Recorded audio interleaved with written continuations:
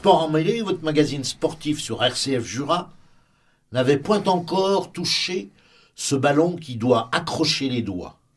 Sport collectif que nous n'avons pas pratiqué, le handball sera à l'honneur à travers son club masculin du plus haut niveau, qui pour la première fois s'est maintenu pour une deuxième année consécutive en National 3.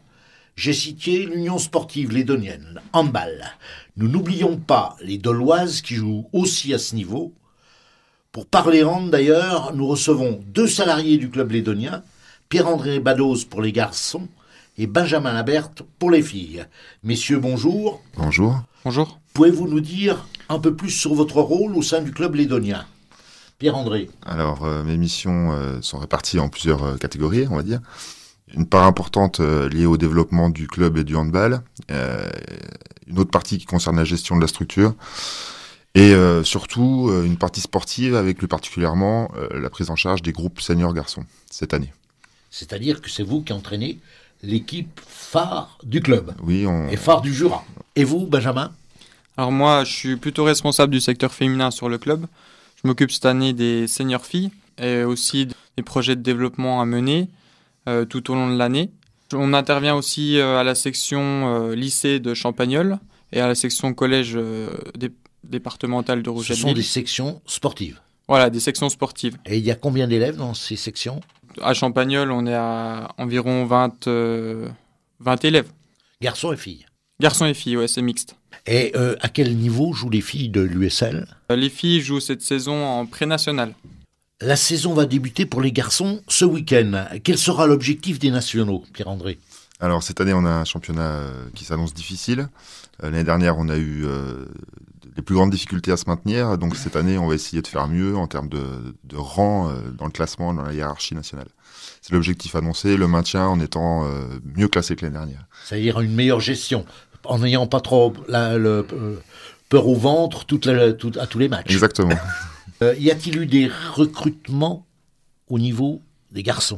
Alors, le recrutement dans un secteur comme le nôtre, assez rural et isolé, est une question difficile. Tout le monde sait très bien que le sport amateur intègre aussi la dimension financière. Donc nous, la politique en matière de recrutement est un peu spéciale, avec des valeurs du club qui sont présentes, et on a des difficultés à faire venir des joueurs extérieurs au département qui auraient le niveau d'améliorer l'équipe. Pour l'instant, on aura une recrue qui va signer chez nous, en provenance de Grenoble, et peut-être une deuxième en provenance de Paris, qui arrivera dans le courant du mois de septembre, mais ça, c'est encore hypothétique. Pour Grenoble, peut-on savoir le nom ? Alors, il s'appelle Bertrand Guimin, c'est un joueur jurassien à l'origine, qui a joué dans les clubs de Chaussin, de Dole, et qui est maintenant salarié, qui a fait sa vie professionnelle dans les environs de Grenoble. Et il joue à quel poste ? C'est un joueur polyvalent, comme beaucoup chez nous, qui peut jouer sur la base arrière et aussi sur les postes de la base avant. Côté filles, vous avez réalisé quelque chose qui se fait bien en foot, pas au rugby ni au basket, sauf pour les jeunes. Pouvez-vous nous donner quelques explications, Benjamin ? Alors en fait, on a dressé un diagnostic de la structure à la fin de la saison, donc la saison passée, 2012-2013. Et on s'est aperçu qu'au niveau du groupe senior filles, autant pour les moins de 18 filles que pour les seniors, on avait un effectif plutôt étriqué, avec des difficultés d'avoir du monde à l'entraînement, des choses comme ça. On a fait appel au club de Jura Sud avec qui on a de bonnes relations, qui nous ressemblent un petit peu au niveau des valeurs en tout cas. Et qui jouaient au même niveau que vous ? Qui n'étaient pas au même niveau. Simplement, cette convention, il y a un club porteur pour la convention senior et pour la convention moins de 18. Le club porteur sera le club qui dispose du plus haut niveau. Donc l'on se soignait pour les seniors. Les filles, donc, si j'ai bien compris, de Jura Sud et de l'On-se-Saunier vont jouer ensemble. Voilà, c'est ça. Ils feront qu'un seul club. C'est ça. Comme on le voit beaucoup en football. D'ailleurs, c'est à peu près le seul sport, mais c'est vrai qu'il est beaucoup pratiqué dans beaucoup de petits villages. Ouais. Alors ça permet d'augmenter dans un premier temps le niveau de pratique à l'entraînement parce qu'on est plus de monde. Ça relance un petit peu la concurrence et puis ça permet aussi d'élever les objectifs. Et quel sera l'objectif des filles cette année ? Cette année, c'est de se rapprocher du haut du tableau pour les seniors. Pour les moins de 18, de se qualifier en interrégion puis en national si c'est possible dans la foulée. pour ensuite avoir les deux équipes à court terme en national, au niveau national. Donc National 3 pour les filles et National pour les moins de 18. C'est ça, exactement. Quel sera le plus haut niveau d'une équipe féminine dans ce regroupement et est-ce qu'il y aura regroupement à tous les étages de la fusée, c'est-à-dire des plus petites catégories filles jusqu'aux plus grandes? En fait, sur la poule pré-nationale, ça regroupe la Bourgogne et la Franche-Comté. Donc c'est, on va dire, un niveau interrégional. C'est le plus haut niveau actuellement. On espère arriver en national. C'est un 3. Voilà, Oui. au seuil national assez vite, assez rapidement. Mais ça fonctionne pour l'instant que pour l'équipe moins de 18 et l'équipe senior. Sachant que là, on est parti pour créer 2 équipes seniors, une équipe réserve, une équipe B, pour que tout le monde ait la possibilité de jouer. Mais à Lons même, combien y a-t-il de licenciés et combien d'équipes existe-t-il? Alors, De jeunes surtout. Au sein du club de Lons, on a cette année 270 licenciés. On a une équipe sur chaque catégorie. Donc Ça commence à la plus petite. Ça commence à l'école de handball. Mhm. On a beaucoup de nouveaux arrivants encore cette année. Jusqu'à donc école de handball, moins de 12, moins de 14, moins de 16, moins de 18 seniors. Donc, Pour les garçons, quelle a été votre préparation avant ce début de saison et quels ont été les objectifs prioritaires? Alors, notre préparation, contrairement aux années précédentes, a été d'assez bonne qualité, avec beaucoup de séances, beaucoup de matchs amicaux. Malgré le fait qu'on ait repris assez tard au mois d'août, on arrive à avoir beaucoup de joueurs sur les différents entraînements et les différents matchs amicaux et sur les stages qu'on a effectués au long de cette préparation. L'objectif, c'est d'intégrer les nouveaux joueurs, de déterminer un groupe de 16 à 18 joueurs susceptibles de jouer en national et d'affiner les stratégies et les comportements individuels.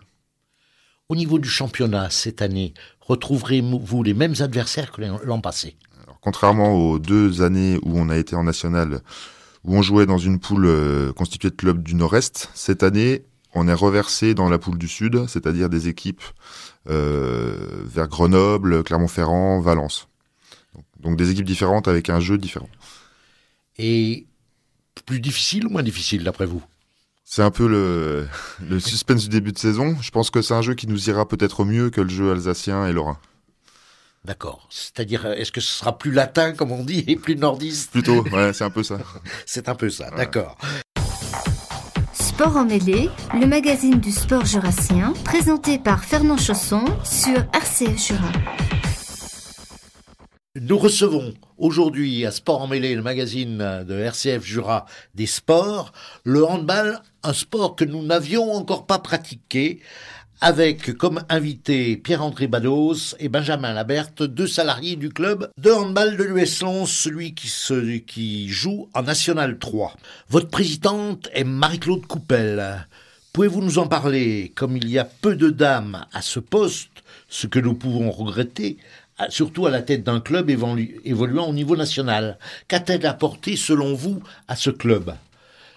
Pierre, André. Alors, Marie-Claude, c'est quelqu'un qui est investi au club depuis une dizaine d'années, date à laquelle elle est arrivée à Lons-le-Saunier. C'est quelqu'un qui a des compétences spécifiques totalement utiles dans le milieu associatif, notamment en matière de gestion financière et de management. Elle nous a apporté sa rigueur et son ambition, et aussi le fait qu'on soit maintenant décomplexé. Les femmes, ça décomplexe. Voilà. Autre particularité de votre présidente, elle appelle à l'USL Attitude. Parlons écologie et intégration. Intégration pour Pierre ou écologie? Écologie, je prends l'écologie. Alors, la dimension de développement durable, plus que celle d'écologie, est intégrée dans notre projet général de structure.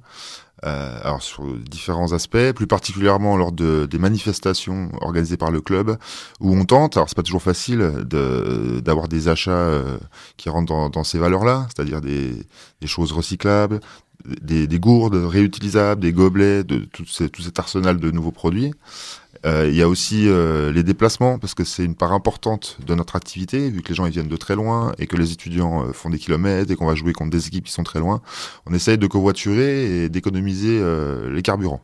Autre partie du développement durable ou de l'intégration, c'est les formes de pratiques particulières à l'USL. Et là, c'est Ben qui va vous répondre. Donc, on a organisé ces 2 dernières années les National Hand Ensemble, donc qui regroupent le hand adapté, le hand loisir et le hand fauteuil. C'est des pratiques. Nous, on est le seul club en France à proposer ces 3 pratiques, avec cette année la création d'une école de hand fauteuil, donc pour les tout petits. À partir de quel âge? Pour informer nos auditeurs. Alors, je dirais à partir de 6 ans. 6 ans. Donc tous les jeunes qui sont handicapés peuvent venir jouer au handball à partir de 6 ans à l'USL. Exactement. Y a-t-il d'autres équipes? Donc on a une équipe en adapté, de plus en plus nombreuse, avec de plus en plus d'adhérents. Une équipe hand fauteuil qui s'entraîne tous les jeudis et qui est justement à gagner les championnats hand ensemble dernièrement. Et une équipe hand loisir avec souvent des parents de licenciés. D'accord. Ça regroupe des gens de tout âge. Exactement, ouais. Eh bien, messieurs, merci beaucoup. Merci.